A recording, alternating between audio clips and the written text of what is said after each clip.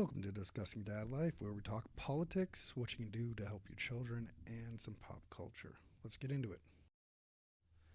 Hey everyone, welcome to Fan Favorite Fridays. Gonna go over some pop culture stuff. This is gonna be the Diddy. Let's get caught up on where Diddy's at.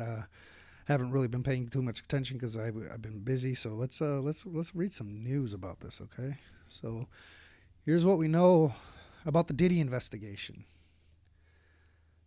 Come on, exit that. Okay, what we know about Diddy investigation. Federal authorities raided Diddy's home in March. Diddy was arrested September 16th, and he's charged with racketeering, conspiracy, and sex trafficking.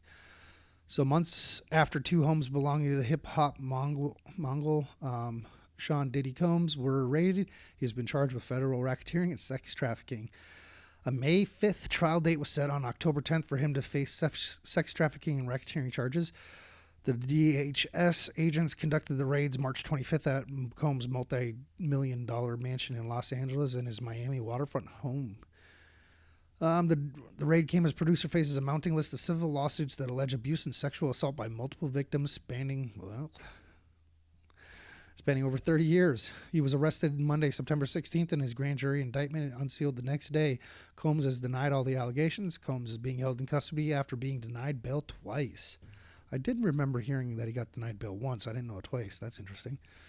On September 30th, News Nation learned that Combs added two new additions to his legal team, powerhouse attorneys Anthony Rico and Alexandra Shapiro.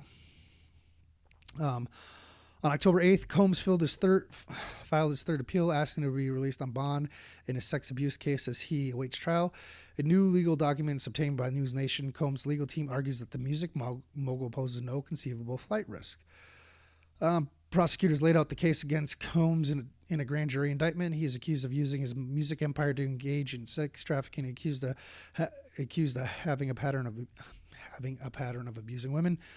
The indictment says Combs often lured victims by promising a romantic relationship before using threats, intimidation, abuse to get them to engage in various sexual activities. Those included so-called freak-offs, where victims were directed to engage in extended sex acts with male sex workers on film. Wow. I remember hearing about the freak-offs. That's insane. Prosecutors allege Combs drugged victims during those sessions and sometimes kept the footage without the victim being aware he was doing so. They also said the physical exertion was such that Combs and victims often required IV fluids afterwards. Following his arrest, Combs' attorney Mark Antefilo issued a statement asking the public to reserve judgment until all the facts are in, and noting that Combs has cooperated with the investigation. Sean Diddy Combs is a music icon, self-made entrepreneur, loving family man, and a proven philanthropist who has spent the last 30 years building an empire, adoring his children, and working to uplift the black community. He's an imperfect person, but he's not a criminal.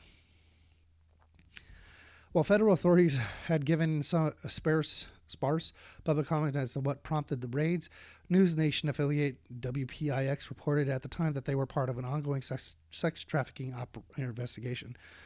Authorities also had reportedly widened their probing to include potential witnesses, intimidation, sexual assault, and firearm violations, according to the New York Post. Investigators seized firearms and phones belonging to Combs, along with a heavy presence of officers wearing protective gear and weapons. Command trucks were parked outside both properties during the raids. Combs' son, Justin, and Christian King Combs were handcuffed during the raid at their father's Los Angeles home. Justin's mother, Misa Hilton? I don't know if I'm saying that right. Sorry if I'm getting that wrong. Sorry. She said she was has retained high-profile attorney Jeffrey Lichman to look into the excessive use of force used on Justin and Christian during the raid, which she called unnecessary and certainly not required by the search warrant. The force used against my sons Justin and Christian is deplorable. If these were the sons of a non-black celebrity, they would not have been handled the same aggression, she wrote. The attempt to humiliate and terrorize these innocent young black men is despicable. I don't necessarily know if you have to throw race in there. The simple fact is they were young men who probably did not pose a threat. So I don't see why throwing. This is one argument that I'm getting really sick of, is the race argument. It's people need to treat people with respect. the color of their skin doesn't matter. Um, so yeah, just throwing my 2 cents into that, because I would have totally agreed with you, and I still totally agree with you that if there was excessive force used and it didn't need to be, you should definitely be looking into it. But you don't need to bring race into it, because that that has nothing to do with it. She also posted security footage from the raid showing heavily armed federal agents entering Combs' home and pushing Christian, who had his hands above his head against a wall while handcuffing him. Justin is seen walking with his hands above his head while a gun is aimed at him.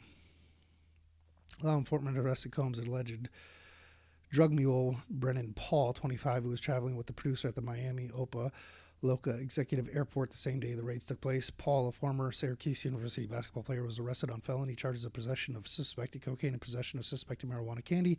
Per an arrest affidavit, the affidavit adds that officers found cocaine and edibles in Paul's travel bag.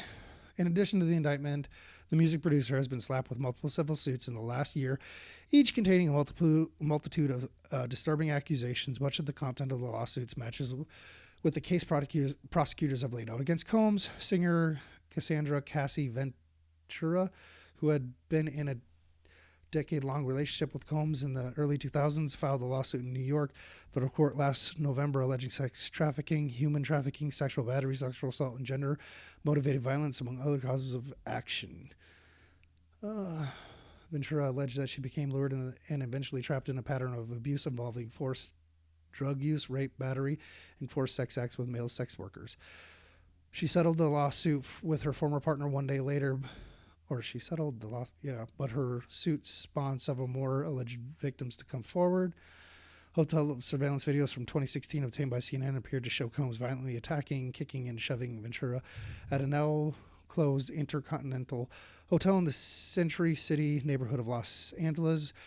In the video, Combs is seen running in a towel after Ventura is seen standing in front of an elevator bank. He aggressively grabs her and drags her back down and then kicks her before picking up her luggage. He's then seen dragging her on the floor back to the hotel room as she braces her head. 2 days later, Combs released an apology video admitting that he beat Ventura in the hotel hallway. Combs said in the video, which he posted on Instagram and Facebook, that he was truly sorry and that his actions were inexcusable. So you kind of get the picture. There's a lot of crap coming out about Sean Diddy Combs. This isn't even touching the fact that supposedly he's like actually trafficking these women, so that we haven't even gotten to that portion yet.